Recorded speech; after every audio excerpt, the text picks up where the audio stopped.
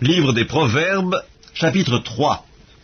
Mon fils, n'oublie pas mes enseignements et que ton cœur garde mes préceptes, car ils prolongeront les jours et les années de ta vie, et ils augmenteront ta paix. Que la bonté et la fidélité ne t'abandonnent pas. Lis-les à ton cou, écris-les sur la table de ton cœur, tu acquerras ainsi de la grâce et une raison saine aux yeux de Dieu et des hommes. Confie-toi en l'Éternel de tout ton cœur, et ne t'appuie pas sur ta sagesse. Reconnais-le dans toutes tes voies, et il aplanira tes sentiers. Ne sois point sage à tes propres yeux, crains l'Éternel et détourne-toi du mal.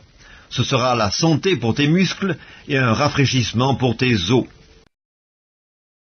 Honore l'Éternel avec tes biens et avec les prémices de tout ton revenu, alors tes greniers seront remplis d'abondance et tes cuves regorgeront de moût. Mon fils, ne méprise pas la correction de l'Éternel, et ne t'effraie point de ses châtiments, car l'Éternel châtie celui qu'il aime, comme un père châtie l'enfant qu'il chérit. Heureux l'homme qui a trouvé la sagesse, et l'homme qui possède l'intelligence, car le gain qu'elle procure est préférable à celui de l'argent, et le profit qu'on en tire vaut mieux que l'or. Elle est plus précieuse que les perles, elle a plus de valeur que tous les objets de prix.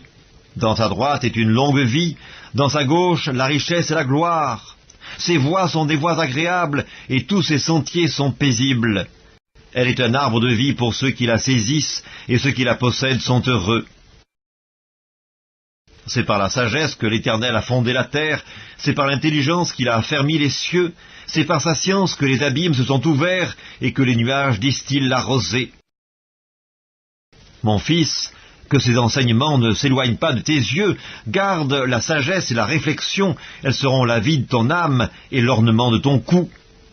Alors tu marcheras avec assurance dans ton chemin, et ton pied ne heurtera pas. Si tu te couches, tu seras sans crainte, et quand tu seras couché, ton sommeil sera doux. Ne redoute ni une terreur soudaine, ni une attaque de la part des méchants, car l'Éternel sera ton assurance, et il préservera ton pied de toute embûche. Ne refuse pas un bienfait à celui qui y a droit quand tu as le pouvoir de l'accorder. Ne dis pas à ton prochain « Va et reviens, demain je donnerai » quand tu as de quoi donner. Ne médite pas le mal contre ton prochain lorsqu'il demeure tranquillement près de toi. Ne conteste pas sans motif avec quelqu'un lorsqu'il ne t'a point fait de mal. Ne porte pas envie à l'homme violent et ne choisis aucune de ses voies, car l'Éternel a en horreur les hommes pervers, mais il est un ami pour les hommes droits. La malédiction de l'Éternel est dans la maison du méchant, mais il bénit la demeure des justes.